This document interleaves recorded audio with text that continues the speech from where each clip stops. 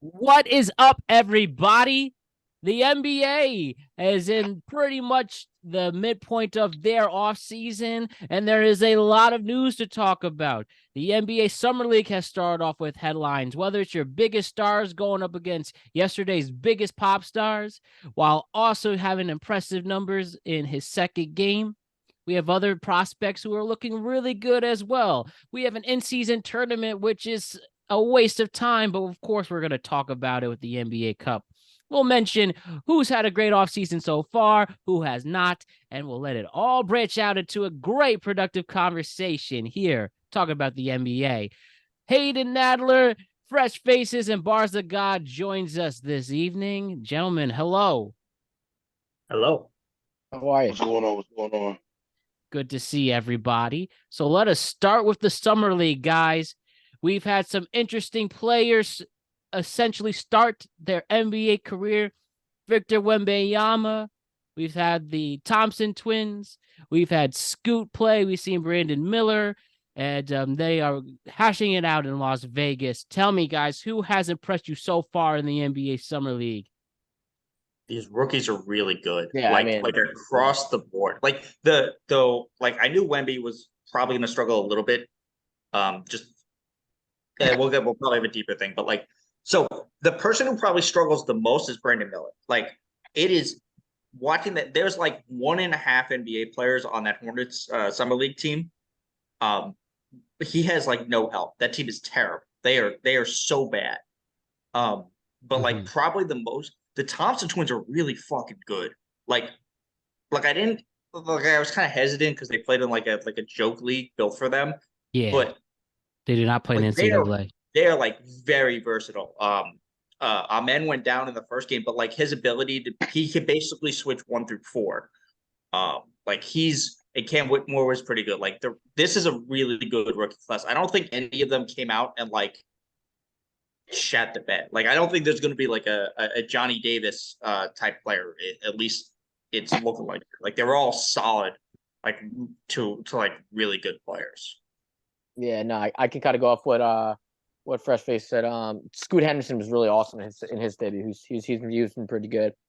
Wembanyama looked pretty good. I think the hype's a little bit too. They're basically comparing him to like the next Hakeem Olajuwon, and he's pretty good. He's going to be a very good rim protector. He's got length. He can really shoot the ball. I think he's going to be a guy that's going to average you like 13, 10, and like 3 blocks. I don't necessarily think he's going to be a guy that's going to consistently drop 25 a game like he did last game, but he's going to give you consistent production. I just don't necessarily know if that's exactly what the hype. Well, it's not so. Be, but he's definitely a good player. Wembanyama, definitely. So he's gonna make an impact. His biggest issue is he has no muscle. Yeah, that's his problem. He's lengthy. He's too lengthy. He's got to put on about 20, 30 pounds of muscle. He looks like the skinny. He looks like the skinny. I was just gonna say he looks like the skinny bug from Bug's Life. But yeah, no. Going back to what you said, the rookie classes, Jabari Smith played pretty good too. Yeah, like you said, Brandon Miller is gonna be a dynamic player too, but he has no help like you said for Charlotte. So I definitely think like this is gonna be a very interesting rookie class. It's gonna be good. I'm also very excited to see Chet Holmgren play. He's gonna be good from last year, even though he's gonna be coming off his first year because he had tore his ACL last year. So it's good to see him healthy. So yeah, I'm excited for the season. We'll talk a little bit more about that bullshit in season tournament, but. Yeah, yes, so like the Wemby stuff is like, people are like, oh, he's going to average 20 and be an all-star. So it's hard to say, especially after the 2 summer league games, because that's all we're seeing. He's shut down. What he's going to average. It's very possible he averages 20 and they kind of like figure out how to use him in the right way. And he just by being the number 1 option, he averages 20. Like, I think he's more talented than Jalen Green, but his team is like Jalen Green at 20. Like just because he's not efficient doesn't mean he's not going to get there. But I think this year, the more stuff he's going to do is his off-ball defense. Like they had him guarding wings, and he's probably going to lead the league in block 3-pointers. Just on his length. Like he has some interesting like passing skills, but he's got to get a stronger core. Like I'm pretty sure everyone in this chat could bump him off his line at this point. He doesn't like he just is too gangly. Like he's gonna have games like he did in game 2 where he gets hot and hits a bunch of shots, and he's gonna have putback. He's gonna have games where he has 10 blocks too. It's probably gonna be game 2 where he has 10 blocks. Yeah, he's gonna like be his wingspan and length is crazy. Yeah, he's fast and he's big, and I don't think people realize like how big he is yet, because like you saw him block a couple threes, and it's like I will say he's one of the longest players I've ever seen in NBA history. Like his length is unbelievably crazy. I think he is, and he's a little more uncoordinated, at least dribbling, than I thought he would be. Like Holmgren is more coordinated when it comes to dribbling. Well, Holmgren's got a better off the ball dribble, definitely. Right, and I thought, especially like his fast break stuff, it was very like uncoordinated. So that's like something. I will say though, I don't think he's gonna be like Yao was pretty much the same height, but Yao had Yao was almost 300 pounds. So Yao had like a good post game because he really played post. Like I don't necessarily think Wembanyama is gonna be a great post player. I don't necessarily think he's gonna be that type of guy. Well, I mean, look, I think he's gonna be like a little bit of like a jump shooter, kind of like it's gonna be you can do a lot of pick and rolls with him, but like for me, like a falling away faders in the post game, I don't necessarily know if he's gonna. Well, he's not gonna overpower anybody. But like if he starts doing turnaround fadeaways, it's gonna be like Dirk-esque where you're not gonna be able to block him. Like I guarantee you by year 3, it's gonna have that one-legged fadeaway. I can't really compare his style of play to like anyone in the league. Like I can't really. Right, we've never seen anybody like. Maybe Dirk is like Dirk, but like Dirk also had a lot of weight on Wembanyama, so it's like it's. I've never seen a body type like Wembanyama's ever. Like I've never save a body like his in the NBA. Yeah, he's got it. Like the guy is 7 feet. The guy is 7'5", 209 pounds. Like he's. I mean, yeah. I've almost seen something like that in Nerlens Noel. Almost. Noel was way bigger. I think he was way bigger. And he wasn't like he was bulkier, but he was like 5 to 6 inches shorter than Wemby. Yeah, he was a little, which made him a little bit bulkier. It's gonna be tough for the coaching staff. When Noel came in, he was like just about the same frame. Well, like he had been hurt right when he came. No, but like Wemby's, I think he's gonna be fine. He's gonna be a good player. No, without a question, he's gonna be a really good player. It's just we don't know exactly how good. But listen, we're talking about summer league. We're translating his game. We're talking about we're playing the eye test off of him playing against a bunch of 1s and 2s. Like, and by that I mean like first and second, like newbies and second years at that. Let's see how he fares up against some grown ass men throwing around. Because in his first game, he even admitted that he had to get used to the speed at which the game is played, like how they check hands and all that shit. He got to get used to that. So when you're playing against much more craftier players, like, all right, cool. He may have the skill set, he may have the star power, but then you have players who've been around and who excel at that skill point. Like, so when they start D'ing him up, locking him up, checking him, start being more physical than he is, what's gonna happen? I mean, he's also only 19 years old. You got to give him like exactly. And he was really playing like he's been playing a lot. Like they're giving him time to catch up and rest too. Like the dude has been doing a lot of he's been like he played more than a college season. So he's been traveling a lot. So they give him time. We'll see. I mean, yeah, obviously it's summer league. Why we not talking about Keontae George? 33 points. 10 assists. No, this whole rookie class has been good. Like this is definitely one of the deeper classes. Like next year's class is not going to be anything like this.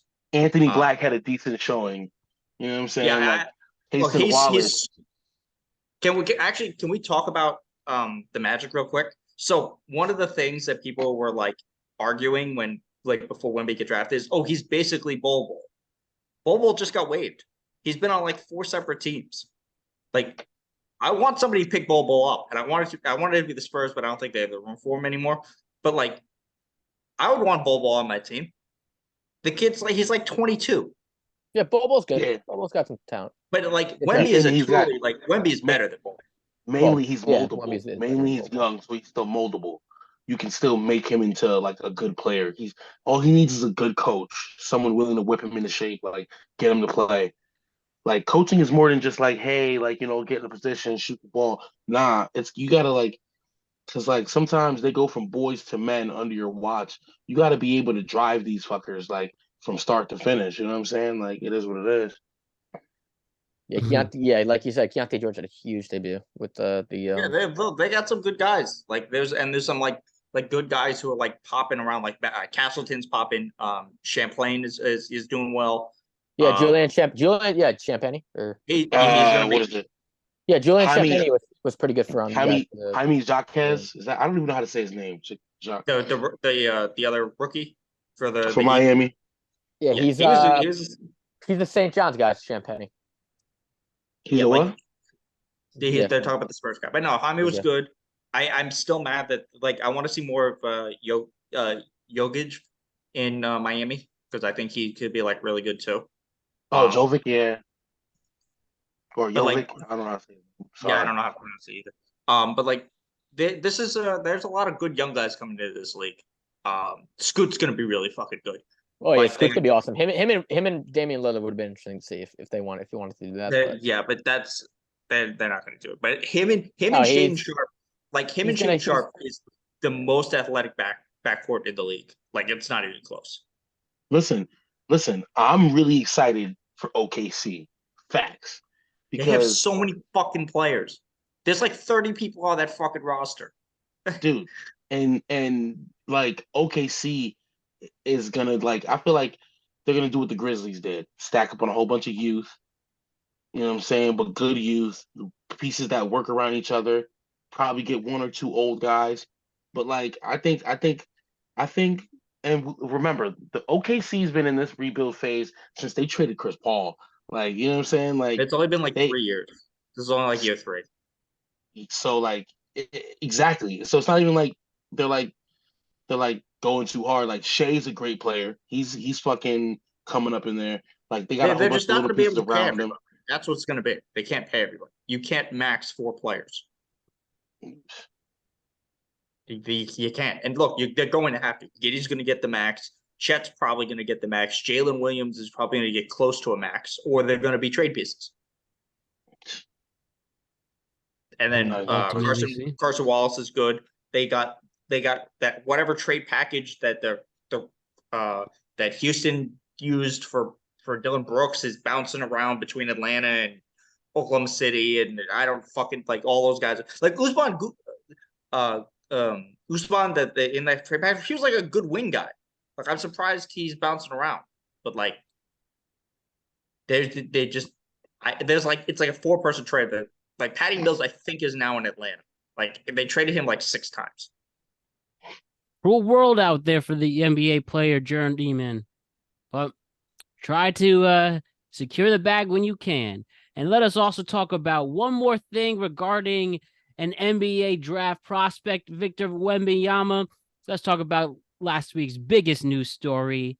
Britney Spears on Friday revealed her side of the story regarding an alleged slap making headlines this past week. Well, I'm reading this from Marco Margaritoff.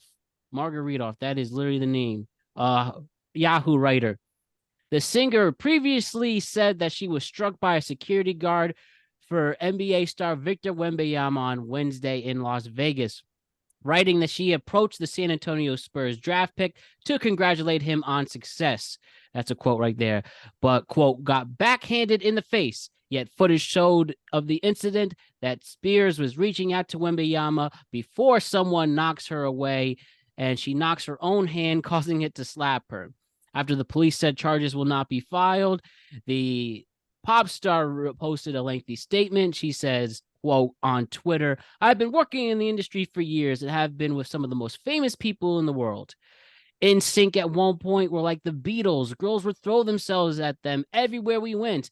Not one time in my life has a security guard ever hit another person. And she also added that she was not sharing to be a victim. And she said that her reaction to the incident was all cry out loud on all levels, following a sense of helplessness in her life. So anyways, we are definitely well aware, it's been well documented that Britney Spears has gone through a lot mentally. And, this incident doesn't really help her cause. And of course, we hope the best for her, but she obviously looks really bad in this. After this incident, I guess she went back to eat in Vegas. And yeah, this is just another chapter in the controversial history of Britney Spears. But Victor also fabricated a little on the incident, but it seems that this was all just a lot of hoopla, don't you think? I mean, yeah, So it was blown out of proportion originally because she said she spanked herself. Obviously, security guards should not be like as aggressive as they, but like you grew up around security guards, you should know like that. But the idea that like, oh, we want an apology from Victor, we want an apology from Spurs, we want an apology from all these people, and like if they don't do it, they're like okay with abuses. Like, get the fuck out of here. Like that like come on. Like She should apologize for the American public for claiming to be a musician when she scams half of her fucking audience being a lip syncer. Listen. I'm gonna just say this, Brittany, shut the fuck up. Because after you can't slap yourself. You can't be slapping yourself and then talk about, oh, I'm hurt. Like, nah, stop it. First of all, since at one point in your life you was high profile, you should know what it means to be high profile. No, While yet the guy, the guy don't got no NBA rings yet, but he's claimed to be the what the highest rated prospect since LeBron. So it's like, yeah, he ain't got in my eyes, like, to say success is kind of like a reach, but the guy's there. He made it to the NBA, and he's young, athletic. Like, you really think his security guard not going to step in when some rando? Like, come on, Brittany, you haven't been relevant in like 80 years. yeah, but you know what I'm saying? Like to be fair, the relevancy doesn't matter. Like, I understand their job is to defend people, but like, if she had actually been backhanded in the way she said she was and not herself, that would have been unacceptable. Like, we can agree on that. That's like regardless of who you are. But that's not what happened. I mean, listen, she's like, obviously she shouldn't be hit, of course, but it's like, obviously, she shouldn't be touched, of course. I'm not going to disagree with you on that, and you can't ever put your hands on a woman, correct? But it's like, at the same time, like, the only time you ever hear about Britney Spears anymore is just like headlines like, if she wants to change her image, she should like donate to a charity or something like that. Like, no, like I know there's a lot more complicated, like the conservatorship, whatever she was under. It's sad. Like, I'm not gonna sit there and say it's not sad and whatever, but like at the same time, like it is. It's hard for me not to like think about her, and like she's got sort of a point, but at the same time, I just kind of don't want to hear about her anymore. Yeah, I just think honestly, it's like I think it is sad you slapping yourself in public. Like, now, don't get it twisted. When I said earlier, I don't mean that women should be getting struck. That's not what I mean. But security is poised to, like, if they see something, to reach out. If they reached and you kind of like reacted and you hit yourself, all right. Now, if they straight up backhanded you, let's get this on the record. You know what I'm saying? That's wrong. That's foul. But high profile. Back up, shawty. Yeah, it's hard. Just make some good music, Brittany. It was kind of just someone trying to do their job. And let's also, I think this is also worth mentioning. There is like a 6% chance he knows who she is. That's what I'm saying. Like, come on, bro. Like, she was popping when he was not even a thought in his daddy's nutsack. Like, legitimately, he wasn't even created. Like, if there's a Bible or if there's like a book somewhere that's got like names in it and what's going on, his name wasn't even drawn on the book yet. Brittany was over there shaking and hit me one more time. She really does have some great songs. I just hope she pulls off a comeback. She was just in early 2000s and everything, so Yeah, I looked up. Victor Wembanyama's birthday is January 4th, 2004. Yeah, dude, where were you that crazy. day? No, he's. I was in middle school. 2004. That was what, 19 years ago. Yeah. Yeah, I was in middle school, so I would have been. That was probably 8th grade year. That's not. You were not. I was in the 3rd grade. 3rd grade? How old are you, man? Yeah, I'm 28. Fuck. Where were you, Hayden, on January 4th, 2004? 2004. I was 7. I was, You were in 1st grade? I don't know. I don't even remember. Yo, y'all got me feeling old. I'm not that old. How old are you? I'm about to be 32. Okay, you're a little older than Ah, Hey, we all represent a generation at ah, least. Britney Spears definitely is Hey, look, transition.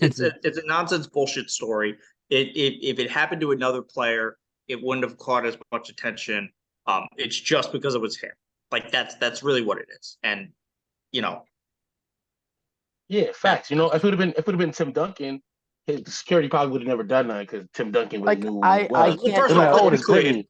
It's like, oh, that's Brittany. You know what I'm saying? Like he knows. like I said, it's sad. The whole situation's kind of sad all around. But Yeah, it just looks like a ploy to grab media attention, because this is the hypest prospect since LeBron. Like, you know what I'm saying? It's also like fuck the Rockets fans, man. Like they are some haters. They are so bad at this shit. They're so bad that Wemby was happy when he did go there. They're like wishing his ACL tears. They're like Oh, you losing their can't do shit that. over this. Like, fuck those guys. Like, you actually might have a decent team here. You definitely had signed one of the worst contracts of the offseason, but you're not gonna well, go 20 Jabari Smith points, 60. looks pretty good so far. That's Well, cool. we I don't could know where definitely he's get gonna into play that when this. we talk about the winners and losers so far in the who's the off big man over season. there on the Rock? Alvin Sengun. By the way, When he what like what he was what he was drafted what 1 2 years ago 3 years ago, I 3 years think. ago 3 years ago. Yeah, but they've been so you can't judge any of the players except for Jalen Green and Kevin Porter Jr. because this team has just been such a shit show for the last couple of years that it's Yeah, irrelevant. but Sengun is actually promising. Like he was actually, you know what I'm saying, he did good at summer. But I mean, look, that these are all proof. That's all proof that summer league don't translate Well, because summer after league summer, is obviously not everyone's playing to their full potential. Obviously, like not everyone's trying as much. And there's All certain good types of rookies, so players that you can't really like talk about summer league too much. It's like and there's certain it's even less than guys who talking about excel. the preseason in football. yeah, like legitimately, like come on, like come on. oh, we're getting ready for a good football season too. I hope all of you are joining us at some point when we start our coverage for that. So keep that in mind. Did you see Keanu Benson? Did you see Keanu Benson in his only 5 minutes in playing? I think he's going to be good this year. Come on. Also, don't bet on the NBA preseason. Well, there's nothing to bet right now, but except the home run derby. And I'm gonna lose another 4-leg parlay by one, thanks to the Magic, who did not show up. They are losing 61-42 in the third. They were plus I don't know four why and a you would half. bet on summer league games. You have no idea what the outcome is going to be. Exactly why I was bet it all under. I bet all underdogs, and I I almost respect got that, it. man. Take that Hmm? risk. I respect that shit. Take that risk. Fuck. Hey man, like I said, there's nothing else to bet on. I mean, I could do home run derby, but nah. Anyways, There's no reward if there's no risk. that's what I'm talking about. And last thing too, Greg Popovich re-signed 5 years, 80 mil, and this is clearly because Victor Wembanyama, right, Bach? Yeah, I thought he was done a couple years ago. Um, he'll be there for a couple years. I don't know if he'll be there for the whole time. But that's a lot of money. I don't know who's gonna replace it, but he's gonna be here through this iteration, at least through Victor's rookie contract, and maybe his the first or second year of his second contract. Yeah, he's turning he's gonna be 75 this season. look his. I don't know if it's because he is I mean, I don't want to say nothing else, but his wife died Right. 3 or 4 years ago. Yep. And I thought that was kind of he had 1 or 2 years left. So Give I him mean, it's not credit for sticking this long too, despite well, that. yeah, he's really fucking good, and he's had really good players too to make him do it. How about that? Good stuff. All right, guys, I am very excited to talk about this. I really am. So let's talk about the NBA in-season tournament that was presented to the public this past weekend. It is going to be called the NBA Cup, and let us read what is exactly going on. So it's going to be six intra-conference pools of 5 teams. So regardless of the East or West, you're in 5 pools. I mean, we don't have to name all the teams, but you check out on our Instagram. We have the pools right there. The games are going to be on Tuesdays and Fridays during November and will feature group games against each other, against each of the other teams in their pool, 2 at home, 2 on the road. These games will still count as regular season games. The winners of each pool and the 2 wildcard teams will advance to a single elimination tournament. The semifinals and finals will be played in Vegas. Players for the tournament players of the championship team will each receive $500,000. To compensate, the NBA's regular season scheduling formula will be modified to only 80 games apiece for each team which was initially announced during the offseason. I believe the schedule should drop any day now. And as I mentioned, the first 2 rounds of the in-season tournament will count as the 81st and 82nd game. And the final would be an extra 83rd game, and it will not count towards the regular season. So that's why the 83rd game for those 2 teams are not going to count whatsoever. It's solely on the championship. And the teams that do not qualify for the in-season tournament are eliminated in the quarterfinals, and then will be scheduled for additional games to reach 82. So obviously a lot going on, getting the nuts and bolts, but pretty much for the to simplify everything, in-season tournament, it will be implemented in the regular season for November and December. And that's pretty much it. We are definitely aware the NBA regular season has had a problem for a very long time, whether gaining interest in the game, whether players putting in actual effort. The joke is the NBA season doesn't really start until Christmas, and even the NFL is taking that away. So this is what's going to happen to help spark interest in the game. And all that's really going to happen differently is players who are going to win the tournament will be a little richer. And by the way, Hayden, we were talking about this in the chat. Yes, teams will likely put a banner in their arena, NBA Cup champion. And yeah, this is I'll give my opinion on it. I think it's unnecessary, especially doing it during the NFL season. I mean, you are asking for low ratings at that point. I appreciate the incentive. I appreciate the effort going into it. But again, nobody asked for it. Despite the lack of interest in the regular season, I don't think it was killing anyone per se, because the NBA does pick up as the season goes on. And yeah, I appreciate what they were, like I said, I appreciate what they were trying to do. I wish there was more of an incentive, like the NBA World Cup champ doesn't have to play in the play-in tournament, or maybe draft picks are on the line. I don't know. Maybe that'll be discussed later on, but that's how I feel. I don't think it's needed. Tell me what you guys feel about this, the NBA Cup. And I have a clarifying question. Yeah. I have a clarifying question. The finals will be taking place in December. Is that what has been announced? Because my understanding is it's kind of like they didn't directly tell us. It says right? it says that on December 7th, the semifinals will be played, and the championship on December 9th. Okay, that's too fucking early. So yeah. No, but that's for the in-season tourney. Right, I understand that. That's too fucking early for the tournament. So the way the NBA season basically works is it starts around Halloween. And then the first month of the season is absolute nonsense, where like guys will just be hot, or they're playing their way into shape, or teams are still trying to figure themselves out. So like there'll be a month where Orlando is the number 1 seed because like Aaron Gordon shot 40% from 3-point range on 10 attempts for like a month. Like it's absolute nonsense. Like it doesn't, like December, the game starts in December because that's when teams are like in shape. They understand who they are, or enough like that the good teams know where they are. And it's like that. This tournament should be around March, like after March, because that's where the slog hits. Because there's nothing else. Like it's the Christmas All-Star game, then it's March Madness, and then it's like bullshit while there's like 4 or 5 teams fighting for like playoff position and nobody else gives a fuck.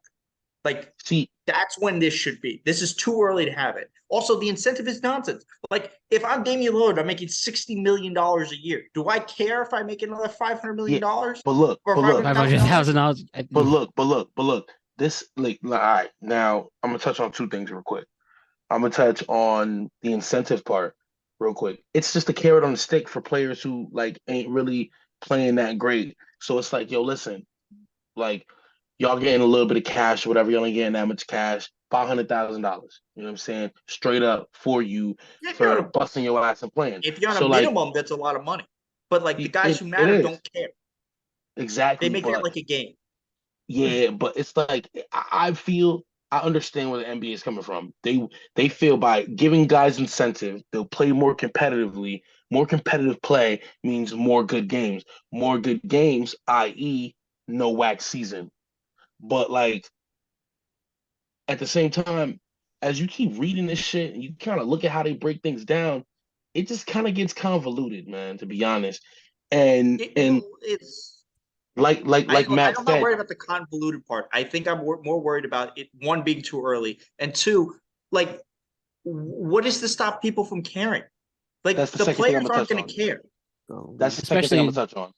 Definitely don't do it in December, right? Maybe I think even Can when I you just say to interrupt do really it, quick? It is confirmed here on the website that the championship will take place December 9th here on the NBA's website. Go on, Bars.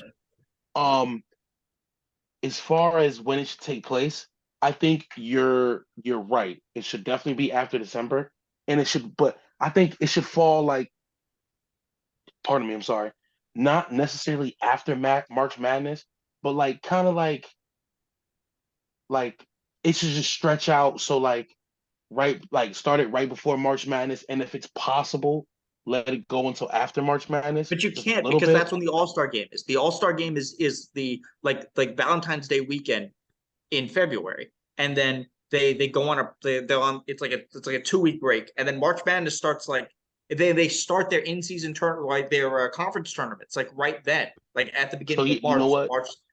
It needs to be after March Madness. I'll tell So you you're my right. opinion. So like I'll tell you my right opinion on after this March a bit. Madness, right after March Madness, sneak it in. But with that like that increased of like, damn, the increased that incentive, right?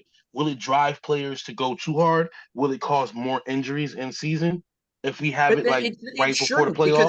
they're It's not part of the playing regular more season. games. Yeah. Yeah, they're playing the same amount of games. The incentive needs to be something. I think some type of you do it after March, and you make it some type of playoff incentive. Like, if you win and you're you don't have to do it in the play, or you get to pick who you're playing or something. Like, something like, it has to be a playoff incentive, because if it's just money, not enough high level guys are going to give a shit. That's a solid point. I'll give I'll give my take on is, this a bit. Because all right, normal NBA season, real quick. I'm gonna just finish this up. A normal NBA season is 82 games, right? So they're shortening the season about 2 games. What do those 2 games really matter? No, it doesn't shorten them. It's 80. They reset the games later. They just need to figure out who's playing what, because the one team is going to play, like, a couple teams are going to play 83 games because of that. It's basically, so like, if you're a teacher and you have like built-in snow days, and then it doesn't count, like they change how your school works. It's kind of like that. Hayden, tell us, what do you think? Yeah, I'll give my take on this. Like, it's a bullshit idea for the NBA itself. Like, I think it's bullshit. But that being said, like, I understand what Adam Silver is trying to do, and that they do this a lot of times in soccer internationally, and with like it's kind of doing it to expand its global presence. Like, I would like it if they did this in-season tournament where they did like a FIBA Club World Cup where they would have like the champion, well, like the USA would get like 2 spots. Like, you could get like the champion from like Spain could get like a spot or 2. Like, it would make bring Wemby's team in. Yeah, it would make a lot of sense. It's just they should do this where it's like they did it. Like, they had like the FIBA Club World Cup, like in soccer, where they had like the USA gets like two slots, like, and then they could have those teams, like they could have the NBA champ and the NBA in-season tournament champ could then be playing like the best team from Spain who won Spain's League 1 and then Spain's League 2, and then have all those teams throughout every country in FIBA combined for like a club basketball World Cup for like what they do in soccer. Like that would be interesting. That would help it make sense internationally. But if you're just doing this in the United States, like I think it's kind of dumb, in my opinion. Yo, be careful. The NBA might disappear you and then take your idea because that was actually pretty solid. I'm not gonna front on it. Yeah, that's a lot of work trying to get all the international teams to try to get all the guys to try to play. Yeah, imagine you would say you could get you get like 2 slots, and then you could get like 2 slots. Real Madrid is not going to play. Like they're gonna try to keep their guys. This also just leads to the question. You're telling me you wouldn't get like the best team from Spain couldn't compete with like us? Like I think they could actually. Well, first off, no, they can't. Because some of those teams in Spain have guys that have been playing. I don't agree with you on but that. Let's be clear. Like the best Spanish players are like the Gasols and Ibaka, and we kick the shit out of them for like a decade. So like if they're playing like the Lakers, maybe they win because nobody gives a shit and they haven't scouted them. So I don't know how much of an accurate, thing that is. Or, if we're playing like 14-year-old Luka, or like they got a lot of young guys on some of these teams. I think it would just be a lot more complicated if you tried to do it internationally. I think it's an interesting idea to try to spice things up, especially like with the game being more international. Some type of international flavor would make more sense. But I think they're just going to they're trying to do it like as an in-season thing. And that's the question. Do we actually need it? I don't think we necessarily. Does the NBA need it that bad? Because my thing, and it will always go back to the NFL, since the NFL is king. Like, again, you are competing in a prime time during the NFL season, and if you really think you're going to spark interest like that, it's never going to work if you're going to go up against the NFL. So I think they should just, if it ain't broke, don't fix it. And the NBA, as I mentioned, picks up steam anyways after the All-Star game, especially. So why do we need it? Is it going to make that much of a difference, or it'll give us more podcasts? So we'll take that, but we don't need this at the end of the day. We don't. I just think the way they're doing it is wrong. They're obviously trying to like keep the game year round, but they're doing it at the wrong part to hype it up. I think, especially if you do it around March, it's going to be good because, college is going to face its own problem in a couple of years with keeping top talent, because guys can just get paid in the G League, they can get paid in Ignite, they can get paid overseas, so they're not going to go to college in the same way. Clearly, and this class might be the one that starts moving that needle. Well, there is like a 0% chance Cooper Flag goes to college, like at all. Mm-hmm. The Boozer kids are probably going to be like the last high profile guys who go to college, because they're probably going to Duke because their dad played there. But like so I think having it around March will help keep the basketball, because then you can see like potential guys and be like, oh, maybe this guy ends up on my favorite team in this tournament, yada yada yada. Like, it's the wrong timing. Right. I think. Because how is this also going to work out with like fantasy basketball? Like, how is this going to work? Hopefully your stats will be pumped up a little more. Nobody like I'm. How about this? I think I have to really. There's so many questions I have with this that are like gonna. It doesn't really Again, the incentive is wrong, because like, you think LeBron gives a shit if he gets another $500,000, or like fucking James Harden gives a shit if he gets $500,000. Like, these guys have made over, like, they make $200 million in every contract. Like, most of them make that in like a week anyway. They make that in a game. They should do that. They should do the losing team, like the bottom half, gets kicked out of the NBA for a year. Like relegation. Yeah. Yeah, you have to go play the G League. They'll play the G League. The loser goes to the G League, and the G League team gets promoted. Yeah, like in soccer. You lose the tournament, you get relocated. Yeah, that will really cause that will get a lot of people watching. I'll tell you that.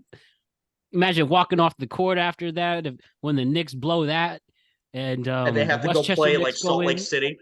Yeah, the Westchester Knicks take over. Unbelievable.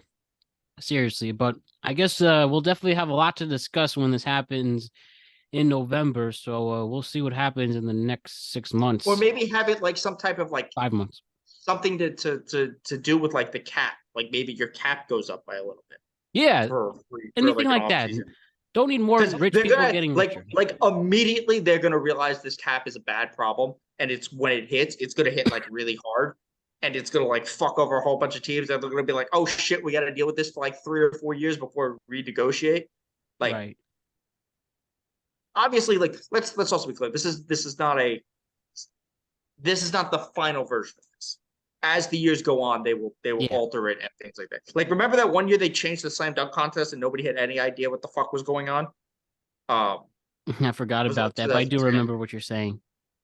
But other than that, like, yeah, it's the wrong time to do it. It's not, the incentive isn't right. That's basically what it is. It's they could have, like, because originally the incentive, I remember them talking about this a couple years ago. They were selling like $1 million. And obviously, if you're an end of the bench guy, that makes a difference. And with I guess the cap fluctuation, $500,000 makes sense if you were one of those guys who's like making like 14, 15 million, and now you're making like 4 or 5. That helps a little bit, but it's not the incentive that people are gonna want. The winning team must play the winner of the WNBA Golden Cup, and we have a WNBA versus NBA battle. Oh my God. The battle of the now y'all just saying anything. That would be so toxic. That'll be the day. Oh man, that'd be fun. Well, let's see what happens. Okay. As I mentioned, trade talks. Well, yeah, I was gonna say right here. So with the pretty much all our offseason moves seem like they are pretty much done for the most part. We're still waiting for Damian Lillard to likely go to Miami. Nothing's really changed since we discussed that, but for the Dame part of the podcast, what's taking so long? Miami is not offering them anything good. Well, it's not that or Portland wants like an arm and a leg. Well, also the other problem is the best thing that Miami can offer them, Portland doesn't want it. Like they don't need Tyler Hero. They have a bajillion guards who can't play defense. They don't need another tiny guard. Like obviously they're gonna have to reroute him, and I don't know where he goes. But like also, I don't know what the hell is going on with Dame's agent, because this doesn't sound like a Dame thing that he's like, yeah, I'm just not going to play for you if I'm not happy. He's been very vocal. Yeah. He says you're going to get it doesn't seem Damish. Like, first off, like you gave 11 years to the franchise. If they want to send you somewhere that's not Miami, but you have a better shot to win. Like there are teams that I think could have, like Boston's way more interesting. He could, if you cared about winning, going to a team like Boston would make sense. Or talking to Chicago, like playing in Chicago. Would make sense. Like there's places again, and I'm going to repeat this. The funniest thing would be if he ended up in the Hornets, because it just would be funny. Like playing in New Orleans if you think Zion's going to be healthy. Like there's places other than fucking Miami. The problem for Miami is their best trade chip. Portland doesn't want, so they have to get somebody else to get it. And there are teams that could use him, but like you're going to end up with like Ben Simmons. It's that's what it is. And also, like if I'm a team who's I'd rather trade for Dame than James Harden. Like when James Harden opted in and he was talking about it, that shit was nonsense. I would not be giving them anything for James Harden. The man has quit on 3 teams in 3 years. He's on a 1-year deal. I'm not trading shit for it. You can have like 2 expiries to match his salary, but like if you have the option, you go for Dame. You heard about this thing with allegedly Tyrese Maxey was on the board and the Sixers would have made a deal for Damian Lillard. Saw Stephen A discuss that. Would you have done such a deal? Give up the potential of Tyrese Maxey for a 34-year-old Damian Lillard? Was this prior to the draft? When was this? This was discussed just a couple of days ago. Alleged deal that. So here's the biggest issue about. This is the biggest issue that Miami or Portland is facing. The teams that want to have Dame most of them, their best option is to trade a point guard or some type of guard for it. The problem with that is they don't need another guard. Like, once they trade Dame, they're going to trade Simons as well. Like, they have too many they have enough guards. Like, they have a backcourt that they've been, like, trading for Maxey is the same thing as trading for Tyler Hero. Now, I think Maxey is better than Hero, but it's the same thing. It doesn't change your team. Like, you need some type of wing or some type of big or some type of draft compensation for that. And I agree. And they don't have like if we're talking like 2 years ago and we were talking like a Dame for Ben Simmons type of thing, that would be different. But like, they're not. Like, that's the problem with the Dame thing. Like, the teams that want him have to trade the same type of player that they already have and they don't need. So could this wind up being a midseason trade and seeing how desperate people will be at that point? I guess it depends on how desperate Miami is, because they're trying really hard to get a third team in. And I don't know where they'd be able to reroute. Like, originally it seemed like San Antonio might be an interesting place, because they have a bunch of picks and having another young guard for like one pick is not a big deal to get. But after they did the Grant Williams sign and trade when they were part of that, I don't think they have any roster spaces open. See, the thing is, I believe what's also slowing it down is really finding a place for Ben. Like, legitimately, like, where's Ben gonna go? Ben's not going anywhere unless the Nets get Hero. And honestly, if I'm Portland, fuck it, take a flyer on Ben. He's like essentially an expired contract. You know, at the very least, he's a big body. And you get another ball handler that can facilitate and give you some defense. And if he sucks next year, just fucking waive him. If you can get a draft pick at the extra picks and stuff for that, then just do it. Like, if that's the best piece you're going to get, obviously the longer you wait, the more it is. So the problem, the Sixers can't trade for. They're just not. It's not going to happen. See, what I would do now, I would trade. If I was the Trailblazers, I'd take Hero and dump him off on another team. That's what they're trying to do, though. They're trying to find a third team to trade for.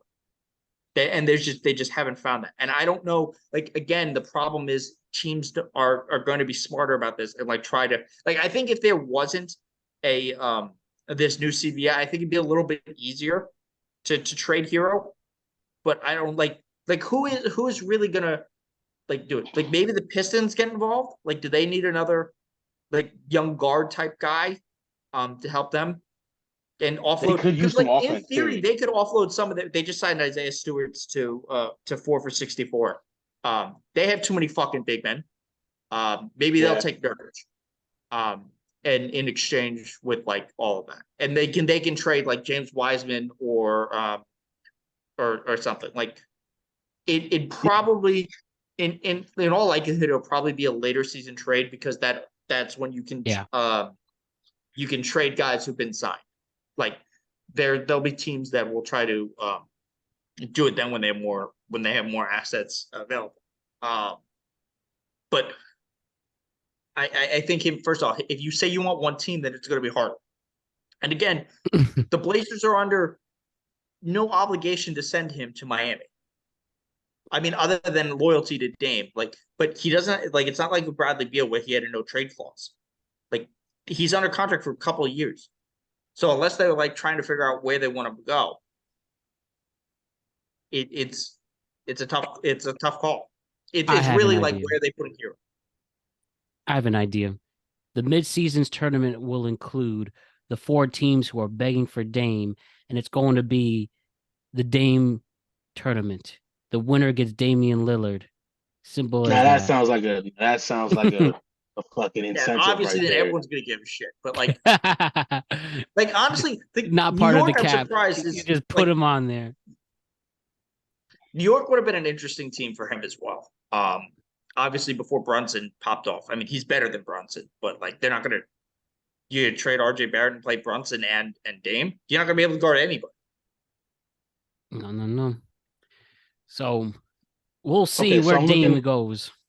I'm looking at this trade machine. I'm looking at this trade machine right now, right? So if Miami were to trade Hero to the Pistons, right, and Lillard the trade machine goes to Miami, yeah, NBATradeMachine.com. You're doing the 2K ESPN trade, the actually 2K trade thing. ESPN got a trade machine. So it's like I'm looking at it. Their next best guard, like after Kate Cunningham, is literally like Alec Burks, It's like or Ivy. Monte He was a Their good next best Nick. guard is Ivy. Ivy. And they have they're not going to trade Ivy. Okay. Yeah, It'll be guard. interesting to see where it goes. But Damian Lillard, this is what these GMs are here for, and they need to make a push. We'll see who can make the moves, who can be proactive. Minnesota, trade him for Towns. Like, that's the best player you can get, is to trade him for Towns. Damian Lillard. What would we do without you? As he's just hanging out wherever he's at. But talk about somebody else, like James Harden. Yeah, right? Like who trades for James Harden? Like in all honesty, like who looked at Michael Rubin was recruiting him at that white party. Bring him back to Philly. Which he invited everyone but Stephen A. And Stephen A was very unhappy. How could he? And he didn't invite us. No, he didn't invite let us. me ask you this. Like, straight up, who would you rather have right now? Would you rather have Russell Westbrook on his $8 million contract or James Harden for 1 year? If only James Harden just wasn't such a crutch. He literally plays like he has a curse when it matters the most. So yeah, I'll take James Harden. And did you see, by the way, I don't know if it's real, but somebody was taking a video of Russell Westbrook practicing on some local gym, and he was still not hitting. It was very sad. I don't know if it was real. Here's the thing. Like, we just saw Russell Westbrook dominate NBA games, like in the playoffs, like against, like defensively and not like without shooting. Like, if the Clippers had been healthy, they would have won that series. James Harden can't do that. Like, he can't even do the thing that you want James Harden to do. Like, I don't know who they think they're going to trade for him. Like, who trades for him? Like, who is desperate enough to trade for James Harden at this point? Like, again, I think it's Chicago. I think Chicago is that one team that might be desperate enough to do something crazy, or Toronto, because, and I'll probably talk about Toronto later. That's where I don't know. Like, I don't know where James Harden goes. Probably back to Philly. Yeah, at this point. Nobody wants him. Nobody wants a guy who's a pain in the ass. Simple as that. That is not bringing you championships. And he hasn't even been in the finals since what, 11? And he was on the bench for OKC. How do you trade for guys quit on 3 teams in 3 years? Yeah, he's literally he requested out of Houston, out of Brooklyn, and now here in Philly. He's a pain in the fucking ass. Nobody wants him. He's not worth it. If I am James Harden, the only where I'm going is my couch. I'm retiring. Can we talk about the Sixers, though? I want to talk about the Paul Reed contract very quickly. It's really funny. So the Paul Reed contract that just got signed has a clause in it that says if he makes it to the Eastern Conference semifinals, his entire contract is guaranteed, the whole $15 million for the second half of the contract, which is basically where Philly has lived for the last couple of years. They haven't made it past that round. So they basically screwed them on this poison pill deal with the specific clause on it, which is very funny. Sleeper team, honestly, that may try to get James Harden would be Cleveland. There's no way Cleveland trades for James Harden unless don't put that evil on Donovan Mitchell. Don't do that. Yeah, unless Donovan Mitchell wants out, I don't even. And then, yeah, Cleveland's not doing trade for James Harden. They're going to trade for a wing. They already did trade they signed George Niang and they overpaid Max Strus, but okay. Oh, I don't know. You wouldn't want to think they can maybe do like a super team and Cleveland? Try with that, who? like Donovan Mitchell, Mobley. I hope this Suns team is the last super team we've seen in a long time, and they're gonna fail. And they're gonna ask, what happened? Fundamental they don't have basketball. a pick until 2031. They don't have in 2031 is their next pick. Your big it's three gonna be a is big notoriously failure. Your big three notoriously is known for getting injured. So, like, also, Bradley Beal hasn't sucks. played a full season. Oh, chill out. Bradley Beal hasn't played a full season in like I don't think ever. Devin Booker is just injury prone, and so is KD. He's paper mache, so They had a good offseason though. Like he did. And let's talk about that. Let's talk about the teams who've had a good off season and the teams that have a bad one. Let's start with the bad. Let's start with the good, and we'll continue there. Who do you think in your mind has had the best off season? Whether the Lakers look good, Dallas, elaborate.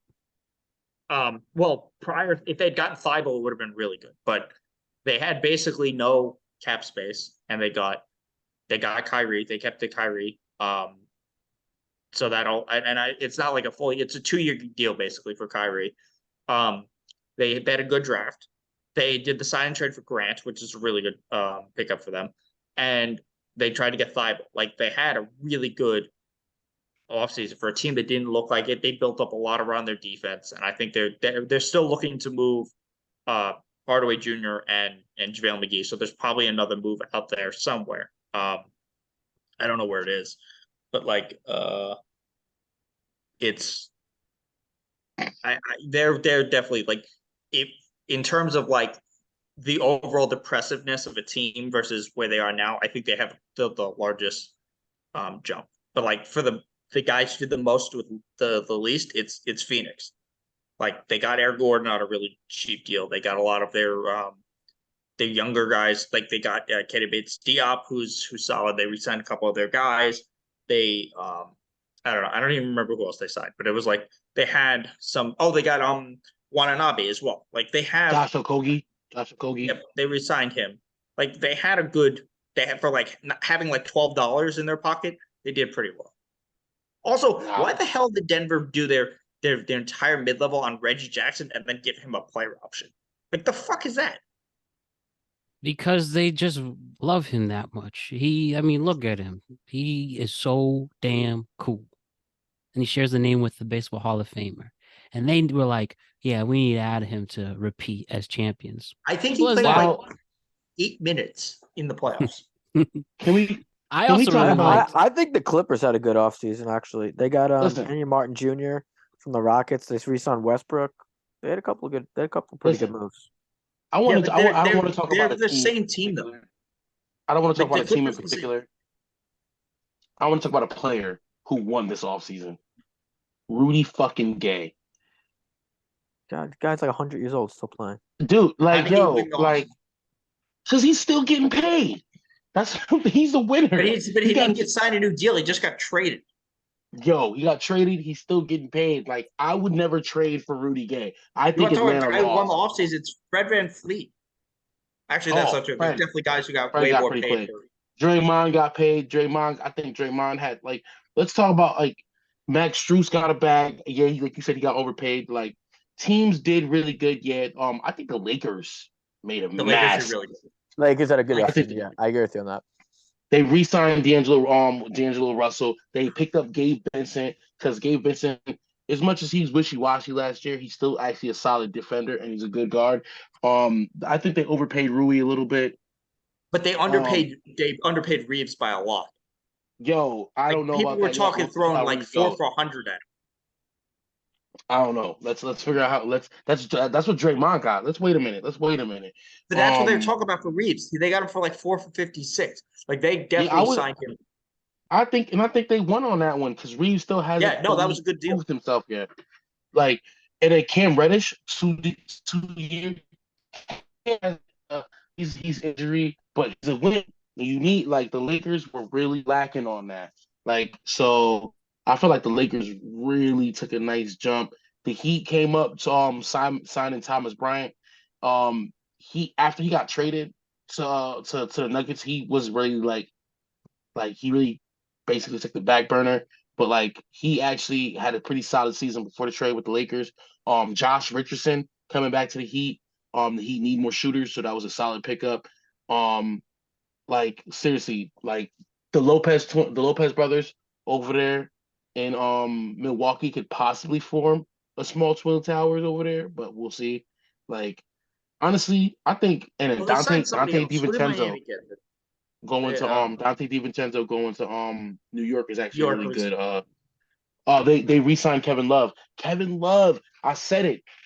Everyone laughed at me, but Kevin Love was big in the Heat's run The in the Thomas playoffs. Bryant deal is a good deal because he's better than Cody Zeller, and you don't have any size off the bench. That's part of what you want. Hell yeah. That's what we need. We need size. And Thomas Bryant looked like a goddamn he'll eat your soul for breakfast. Like put like Yeah, a he's whole a good bunch of backup cheese hit. on it.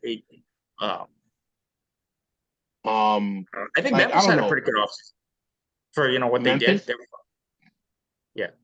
Also, how I about think really- Houston bringing in Fred VanVleet? See if Oladipo has anything left, and obviously Little- stacking those. They picks. paid him. He was a little overpaid, Van Vliet, but Yeah, but they weren't going to get anybody else. Like they had to overpay. I'd rather have Van Fleet than James Harden. Yeah, right. I mean, obviously, you'd rather have look, Fred Van Vliet than James Harden. I think Yes. you're a little crazy on that. why? James Harden is like James Harden is MVP player when he's healthy, in my opinion. When Bro, he's actually James wants to Harden play. is Yeah, not but you healthy. ain't. But then he And disappears also, in the if I wanted to playoffs, so I'd lose in rather the have second him go to round, I play. could lose in the second round with Fred Van Fleet. And Like- Fred VanVleet is a guaranteed proven champion. Like that doesn't make any sense. He actually was busting his ass for Toronto. Like And he's not going to Like, quit what? on my team. Yes, But, but the but talent no. level between James Harden and Fred Van Vliet is like I here. think it's a lot James less Harden than you think here, it is. Yeah, and you know Van what? Vliet's like here. You know what? One's Got a supreme scorer. One's a champion. I get it. Also, so like the big thing for Like James Harden, I think I Houston- want to say James Harden is top 3 all time in threes. He's one of the top 3. I want to say he's like top. He's probably top 10 all I'll time. say it scoring, again. actually. okay, but Pain in the ass. yeah, Thank I you, think Matt. and I think Van Fleet's going to be better for all their young guys. I think there's probably Kevin Porter trade coming. I think this'll help Sengun. This will help certainly Jabari. I think it will help Amen as well. But like they're going to trade Kevin Porter because there's no reason to still have Kevin Porter. I think they definitely overpaid for Dylan Brooks, way too much. Yo, listen. Mhm. Well, like He got the bag after looking like a damn fool. Well, I mean, it's like he's a serviceable guy who's not a great shooter, who busts his ass on defense. Yes, he But, hustles. He will hustle. But like you give, in 2 years, there's a good chance both Carson Wallace and Cam Whitmore and the Thompson kid are both better defenders than him, and they're both bigger. I mean, Like- outside of Fred VanVleet, they also grabbed Patty Mills, Aaron Holiday. They guarded up. No, Patty over Mills there. is I think in Atlanta right now. Oh, they traded him. Yeah, he got Yeah. traded as well. But let me ask you guys, who had a terrible offseason? Who didn't Toronto. put the work in that they should have? Who underachieved? And first, we'll still say Toronto. I'm going to put the Knicks on blast for this. I don't think Brooklyn had a great offseason. I don't think Brooklyn did. They did change their team a lot. I wish the Knicks, Pelicans didn't. I don't think the Pelicans had a good offseason either. my Well, bone they to let pick. Jackson Hayes go for like nothing. Yes, That was a I good saw pickup that. too for the Lakers.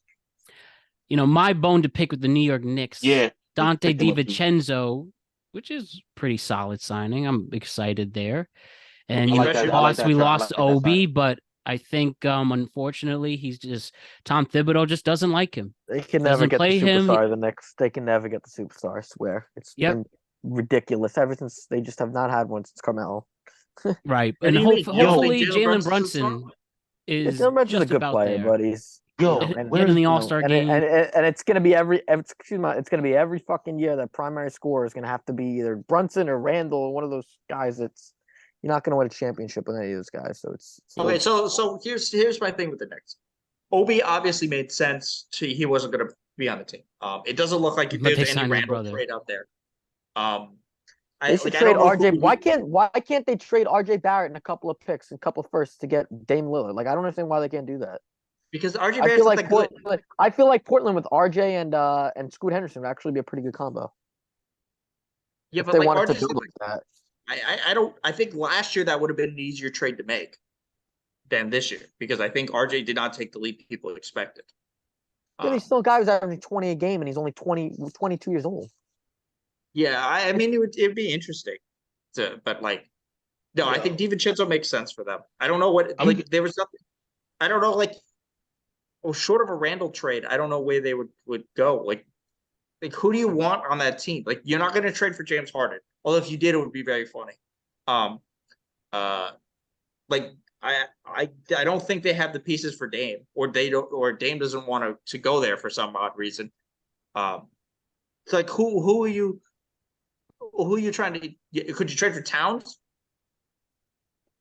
Like, Maybe. I mean, Carl Anthony Towns. Carl Anthony Towns it, is going to beat Jakeem Noah. I have said it for numerous years. I do not understand why they are not trying to get Jakeem Noah. They are not trying to get fucking Dame Lillard. It makes no sense. Well, Dame doesn't want to go there. That's why.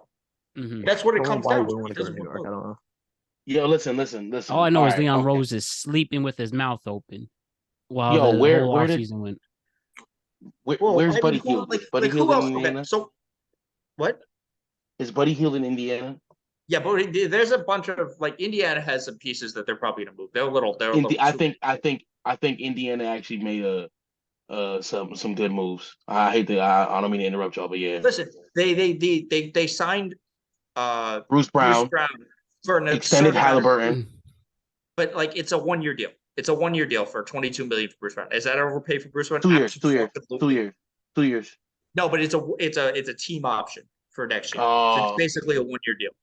And then they got Bruce Brown, Tyrese Halliburton, Buddy Hield, and then they picked up Obi, I guess, for what, some little length. They still got Miles Turner over there. They're trying to win. They drafted Jarrett Wallace. That are a good draft. Like they're a very deep team. Like they could probably consolidate for something else. The Bulls failed. Well, we don't know that yet because I think they're probably going to make a trade that nobody's expecting. Bulls failed. They could be in it. They could be in it for Dame. They could be a sneaker team for Dame. Yeah, I think they should be a sleeper team for Dame.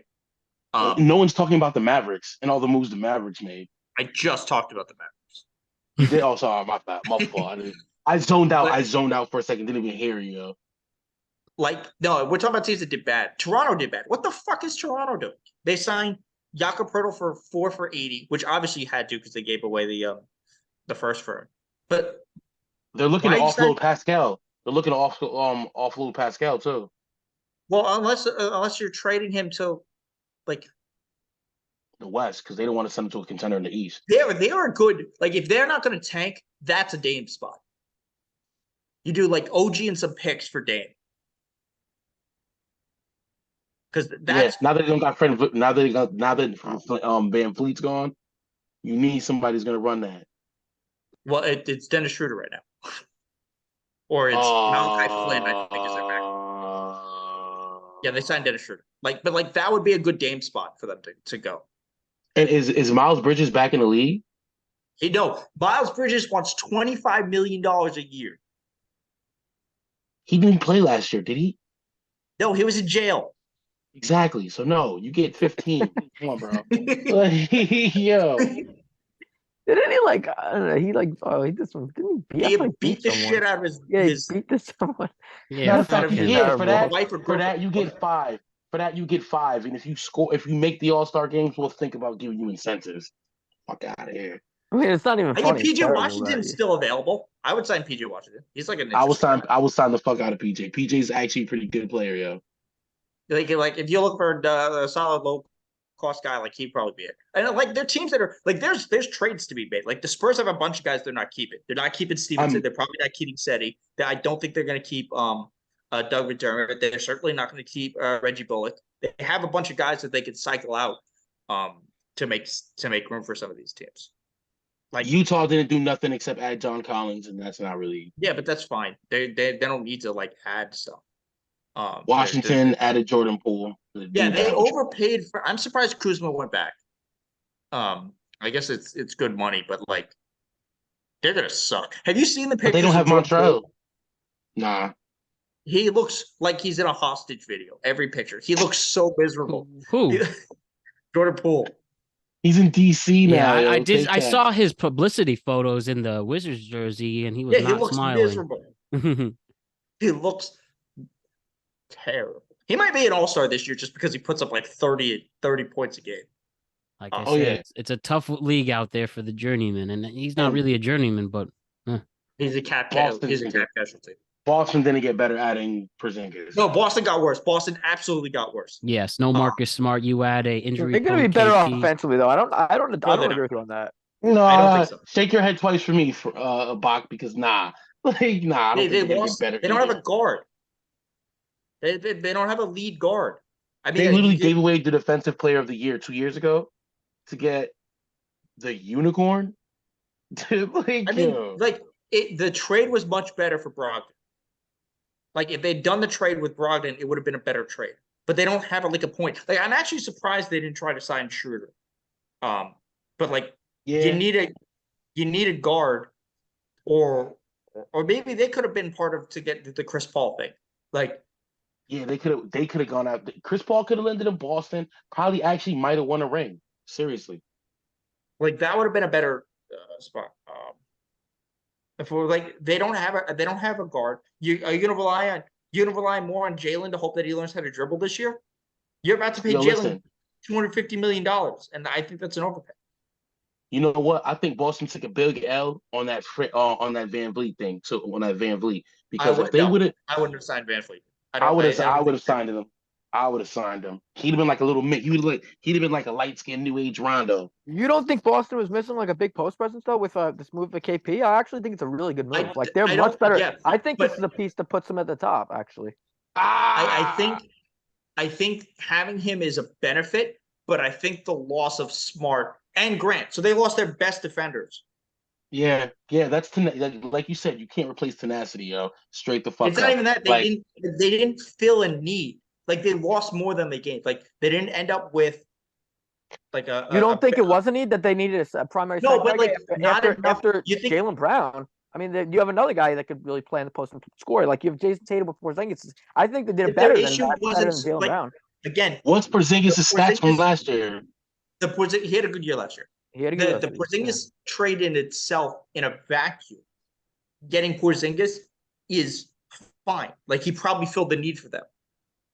But because they also lost Smart and then they lost Williams and they didn't really replace them, that's where the issue is. Like, again, I'm going to reiterate this. Had they done the trade but swapped Smart for Brogdon, they would be better. But I think they lost so much on the back end because of losing and not replacing. Well, yeah, they're going to be. You're gonna lose at one end, but probably I think they gained a lot offensively to kind of balance it out with the lost offensively. I think they gained actually. Offensively in an area that they didn't need as much as what they lost. Like their issue is not that they don't shoot enough threes or they don't have like a post presence. Their issue is that they do not have a person who can take their team and settle it down into sets. Like that's what their issue became. So unless you're going to assume that just Tatum and Jaylen Brown are going to be those people, not having like an actual guard beyond Brogdon, and I guess you're gonna assume White will do more of that. Like, it's. I think they just lost a little bit too much. Yeah, Robert Williams. I would have just gave Robert Williams more. But minutes, you weren't winning. You weren't winning a championship with Smart. So like, why don't you try to get another guy? Why do you not think that? Like, I don't think they were going to win one with Smart. I don't think they were. I mean, Smart they literally made it to the finals with Smart. What were you really going to get out of keeping him instead of getting maybe an offensive player who maybe can get you over the top scoring ability? Okay, but he's not fixing their biggest weakness. He exacerbates it because of that trade. It's an exacerbation of their biggest weakness. Like that's the thing. Without a steadying presence, they're going to fall. Like that was their problem. This is why Miami was able to beat them and Milwaukee, because both teams had and the Knicks and then got killed by the Denver. All those teams had predictable crunch time offenses because they didn't have a deviation to their plan, and not having some type of guard who would be able to settle your team down and get to that point was their weakness, and they still haven't addressed that. They might. I think they're going to trade Jaylen Brown. That's what I think the Celtics may. Well, then they're going to have to wait till January, because the reporting today is that they're almost done on the deal. So what would you want? So what would you want for Jaylen Brown if you were the Celtics? It's hard to say what I would want for Jalen. It's really hard, but I think I don't necessarily think Jalen Brown's necessarily the guy and like is your number two scorer. I don't like after Are you Tatum. gonna stay? Are you gonna go for win now or stay contending? It's tough to say that. I think the Porzingis move says it wants to win now. Yeah, especially if they extend it. Yeah. I think they just. It's very hard for me to say who's a good trade candidate for Jaylen Brown. It's hard for me to say. I think you're gonna have to wait and see how it plays out a little bit. Like it's hard to say right now. And it's going to be fun either way. But gentlemen, that wraps this up for this evening. I appreciate the great takes and analysis as always. We'll see how these final deals unfold. We will get ready for more fun stuff with this NBA season. And let's just have a great night regardless and enjoy what we have coming. Thank you to Fresh Faces, Bars of God and Hayden. Bars, you have one more word? Yeah, I do. Real talk. I'm looking at Porzingis' numbers from the last 5 games of the season. He actually kind of might keep them like, in that win now contending phase, to be honest. Like 32 points, 26 points, 23 points, 25, 30. He had a double-double in one of those games. Like, yeah, Porzingis just kind of might be like keeping Boston in I the think mix. they have one of the top. I think they have one of the probably the best roster in the East right now. You could argue. I still think Yeah, Milwaukee is. a lot of new faces, a lot of Milwaukee. new faces over there in Boston. So I don't know yet, but But yeah. I definitely think I think if they're not with Milwaukee, they're second best, 100%. Yeah, but that's not so much because they had a great offseason. That's mostly because the East is kind of dog shit. Yeah, the East is kind of crappy right now. There's There's not so many great teams in the East.